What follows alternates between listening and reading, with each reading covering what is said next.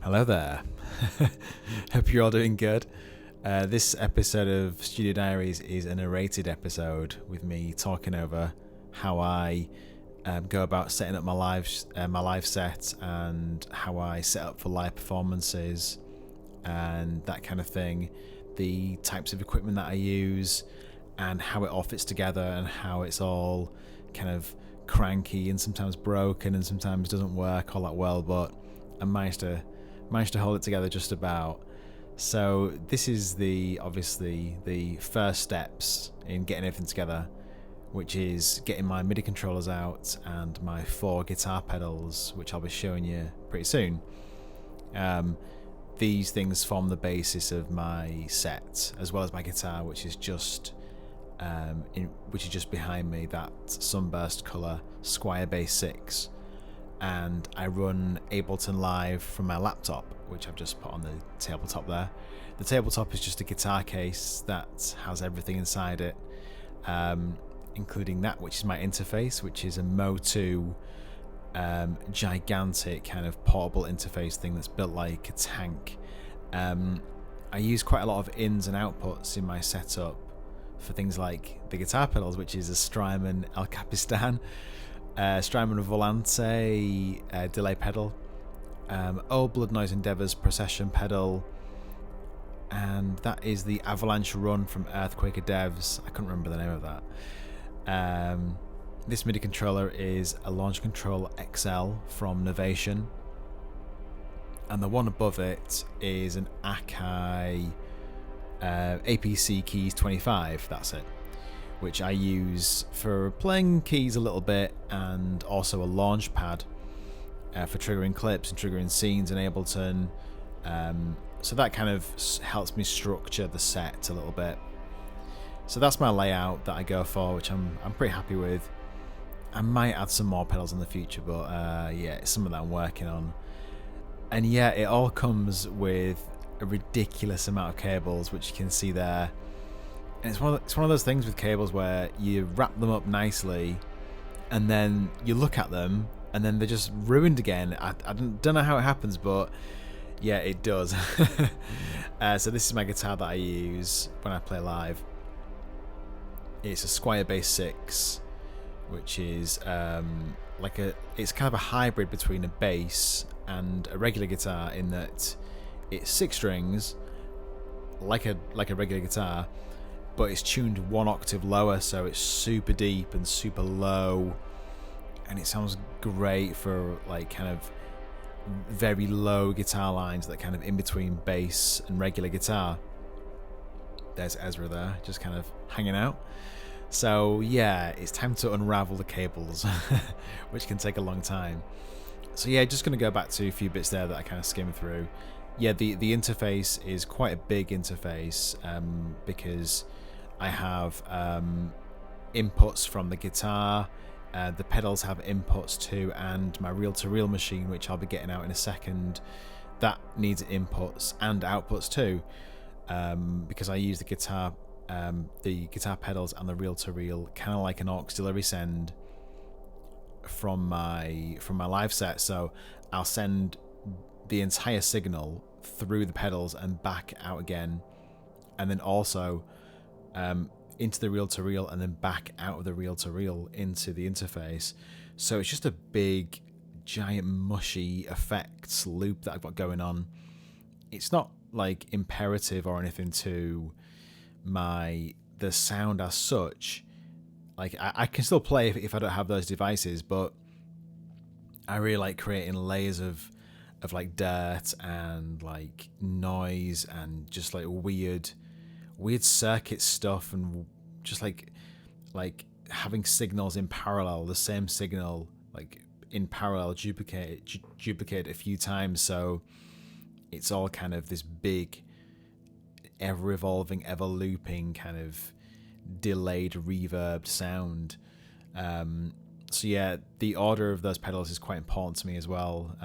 I start with the El Capistan, which I make loops on with the sound on sound method, kind of switch that it has on there, and then that goes into the Volante, which I use for kind of like creating like really dirty tape noises with, and I'll slow it down the signal manually with the time knob, and that's really good for that.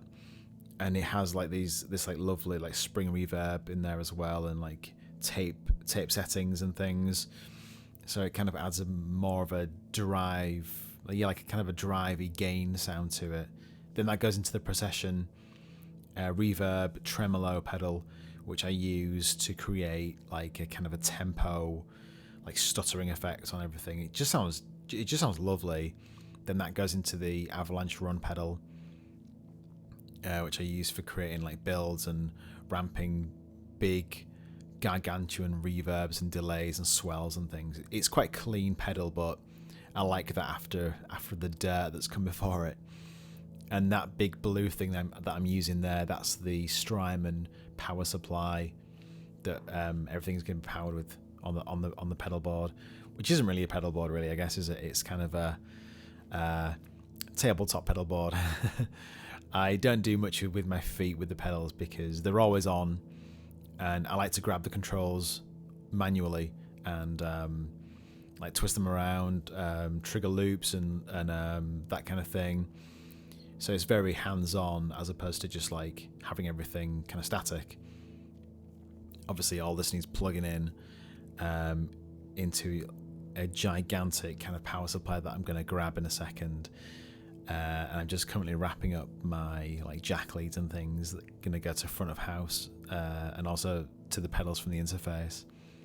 So you can see there that I've got Ableton open, and I have everything in one session. So like I have like 4 or 5 songs in my live set that are ready to play, different stems and different colours for each song.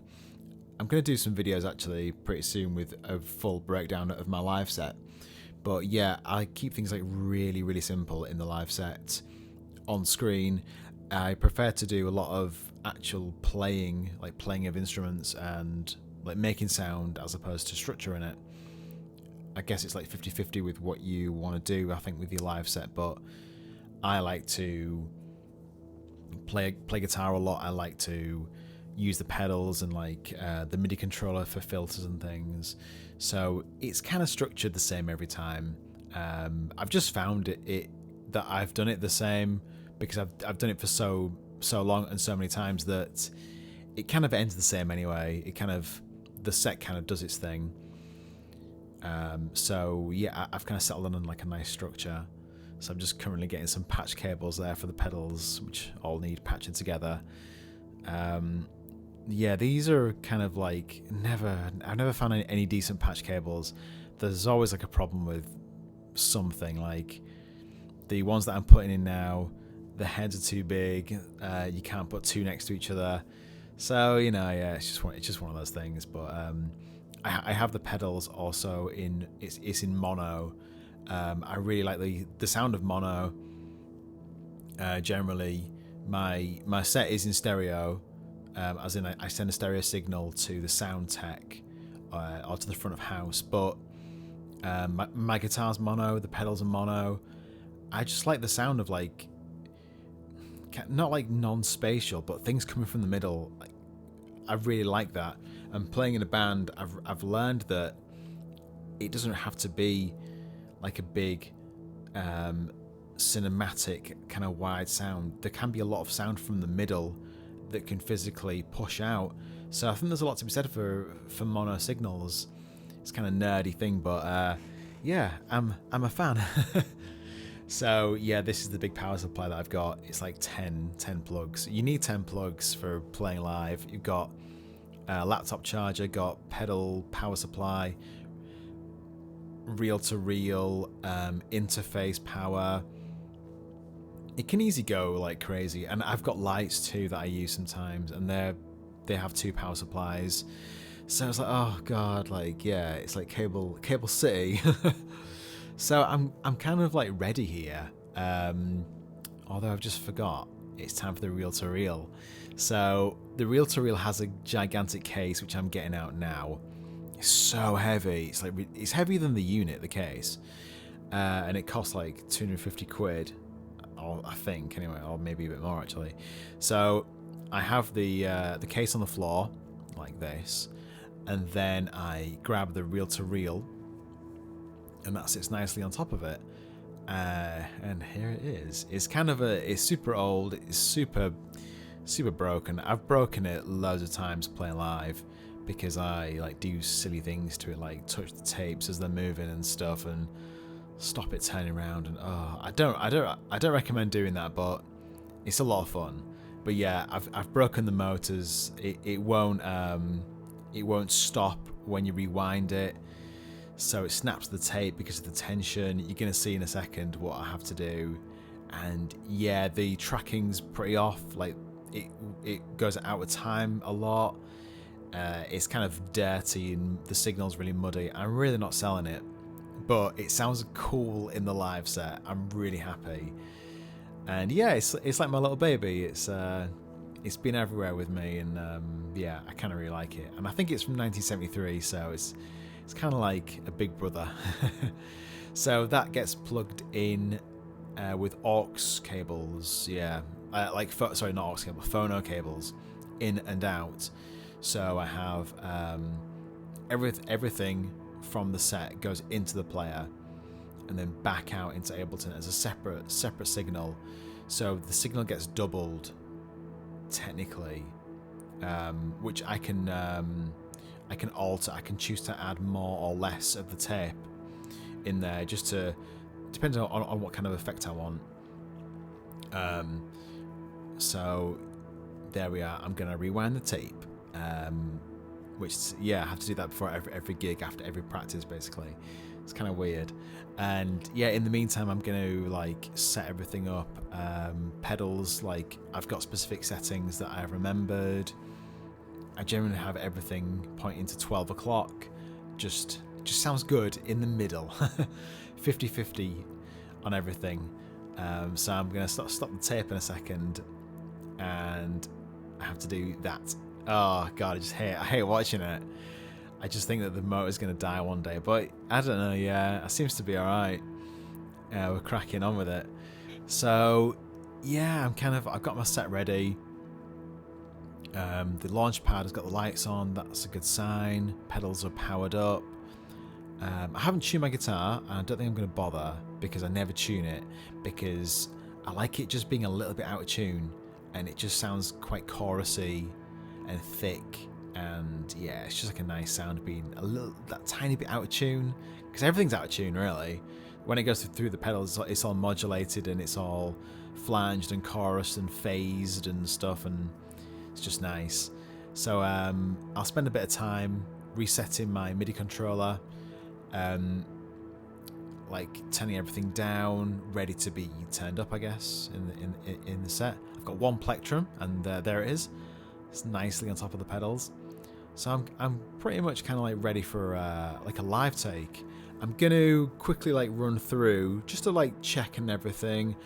Track called They Told Me They Drove You to It, which is the track I start with in the live set. So I'm gonna like have a jam with that tune in a second. I'm gonna play some loops from it. I'm gonna loop some guitar, play a bit of synth, you know, just like check the sound, check my levels. This is what I do before I'll start a set, or in my sound check, or when I'm like rehearsing at home. So yeah, I guess we're gonna start. So I'm gonna do like a bit of narration over this, just so you can see what's happening. So I've started my first scene, and I'm just like quickly like here, I'm like running through all the sounds that are used in the track. I can control everything in this track, every volume of every sound, so I can have like drums on, drums off whenever I want.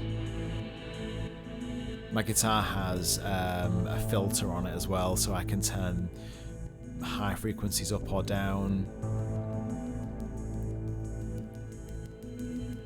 But here I'm just like triggering some loops.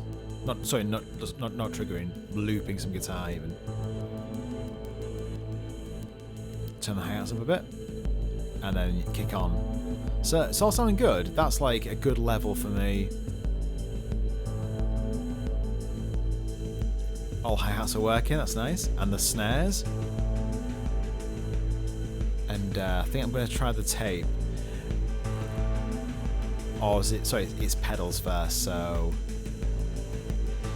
get some loops going. There we go.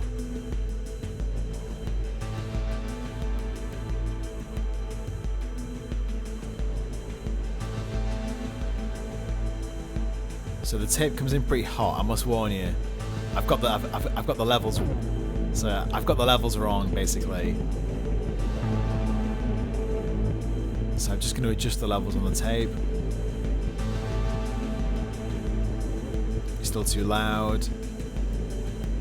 And this is why a sound check or a rehearsal is really important, because you can just get stuff right before you go out there.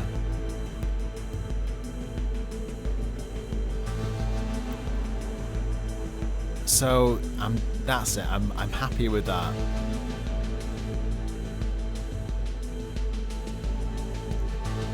Keys are working nice. I've got a few soft synths that I use in my set, and that's just through Ableton. It's just like string sounds and stuff. Nothing like nothing too crazy.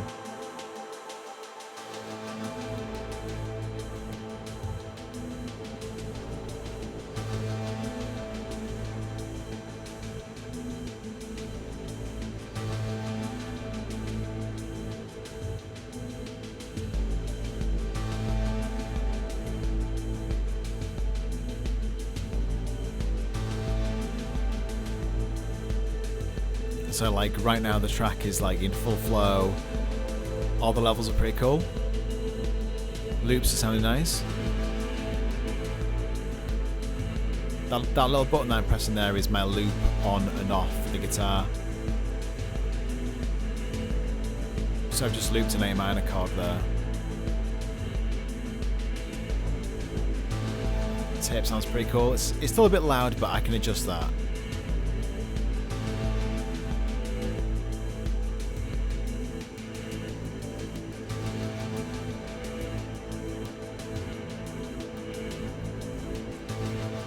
So now I'm kind of building a bit of sound up with the pedals.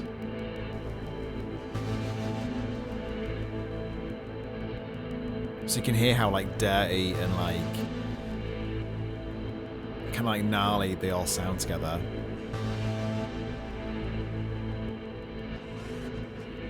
And I love all that speed, like that kind of speed up, slow down stuff from tape pedals.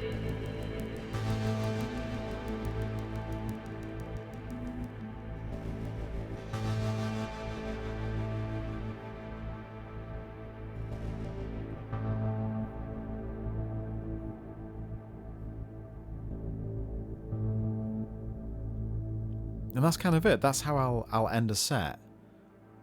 I kind of like have this track like petering out,